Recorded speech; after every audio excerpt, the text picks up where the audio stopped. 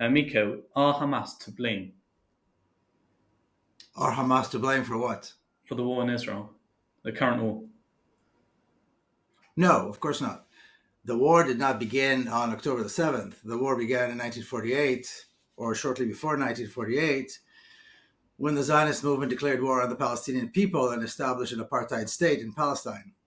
And ever since then, there's been an ongoing assault on the Palestinian people who have never had a military force, never had a tank, never had an army. And what we're seeing now is a flare up, because over the years, there have been times when it was more quiet and times when we've seen flare ups. And so what we're seeing now is another flare up of this ongoing war against the Palestinian people. And in this particular case, this particular flare up was initiated, of course, by the attack from the Gaza Strip. But this is not the war. This is one part of a much longer war, and it's ridiculous to blame the Palestinians for the war since they have been on the receiving end I of think a enormous lot. amounts of violence. I think a lot of people don't blame the Palestinians. I think they blame Hamas. No, Hamas is a group of Palestinians. Hamas is one group. The fact that they happen to be Hamas, they could have been from another group. It doesn't matter. As a resistance organization, these are Palestinians who came out of Gaza. And so whether you blame the Palestinians who are members of Hamas or you blame Palestinians who are members of another faction, the resistance would not have been, it's not like there would not have been resistance from Palestinians if Hamas did not exist.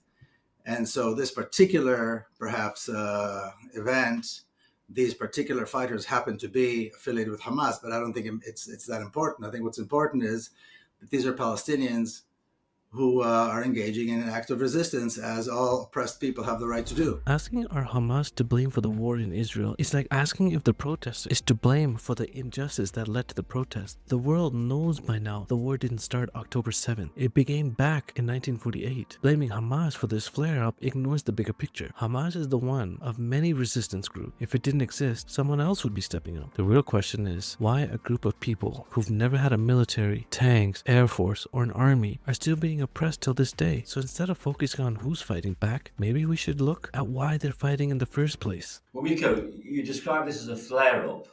Hamas burnt and beheaded babies. They targeted hundreds of young people at a peace festival, and they paraded a woman that was raped through the streets of Gaza, which you then describe as a flare-up. Let's talk about history.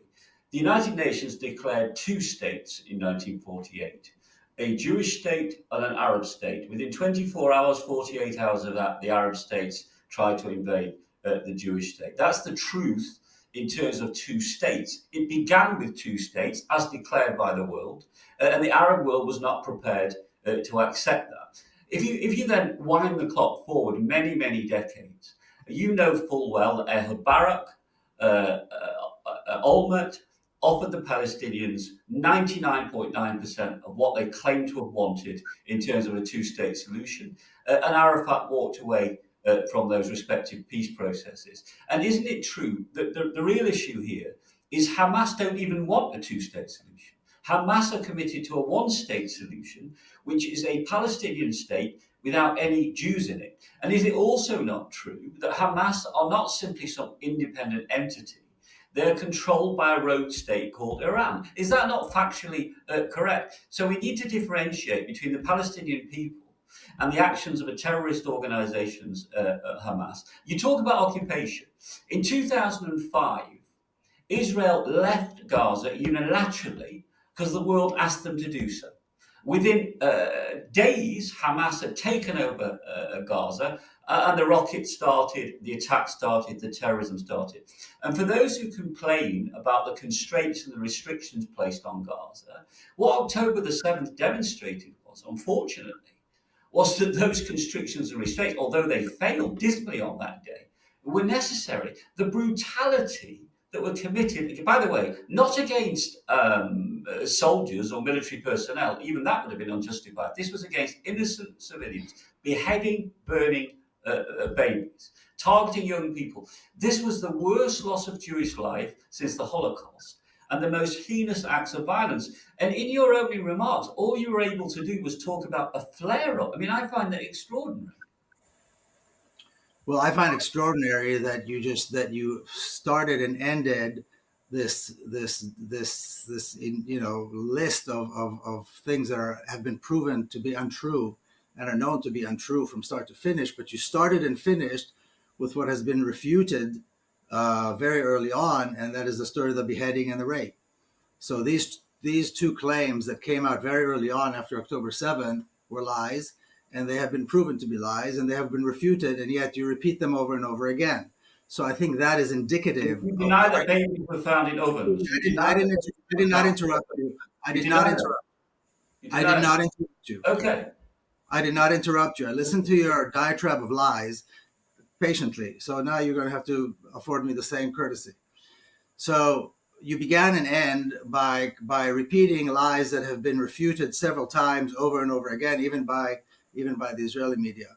So that is, we need to put that to rest. Now, your revisionist history, has nothing to do with reality, and I don't see any point in going point by point by point. It's very easily done to refute every single one of the claims you made about the history. None of it is history; it's all fiction. First of all, if you want to talk about the partition plan was a plan that was imposed on Palestinians. There's no reason for them to accept it, number one. And number two, immediately after November the 29th, by early December, the Israeli Zionist militias already began with massive campaigns of ethnic cleansing and massacres. So we know this historically. This has been stated by Israeli historians. So this is also not true. And of course, it wasn't until the British left in May, some 6 months later, when almost more than half of the Palestinians were forcibly evicted from Palestine, that the Arab armies tried and failed to come in and help the Palestinians. So, I mean, it's very easy to sit there and repeat all these ridiculous lies and then accept and then use that as an argument. But nothing you said is true. Everything you said is easily refutable, as I believe I just did, although maybe not every single detail. And I go back to the very claim that I made earlier, that a war that was declared against the Palestinian people is continuing. The Palestinians out of the Gaza Strip, whether they are members of one faction or another, makes no difference. Palestinians out of the Gaza Strip came out because Palestinians out of the Gaza Strip have been engaged in resistance long before Hamas. The Gaza Strip has been subjected to enormous amounts of violence by the state of Israel going back to the early 1950s, as soon as the Gaza Strip was established. The Hamas beheaded baby stories, because nothing says truth like a debunked rumor that keeps getting recycled like a bad recycling. But sure, let's ignore the facts and keep chanting it like a mantra. As for the history, the UN's 1948 partition plan was such a fair deal that Zionist militia started ethnic cleansing before the ink dried. And don't get me started on Israel leaving Gaza in 2005. It's like saying the fox left the henhouse but still controls the gates. Hamas doesn't want a two-state solution? Shocking. They just want to live without being bombed or blockaded. But no worries. Let's blame Iran for everything, because it's way easier to point at the rogue state than face a century of oppression. In the end, this so-called flare-up is just the latest chapter in a long, uncomfortable story no one wants to face. If you enjoyed the truth bomb we just dropped, smash that like button, subscribe, and send this to your friends, because apparently they need to hear this too. We're here to call out the nonsense, challenge the narratives, and make sure you don't get caught up in the political circus. Keep questioning everything. Stay woke, and remember, the truth is always sharper than your average headline. Catch you next time on Zees Political Arrow, where the only thing we aim for is the truth.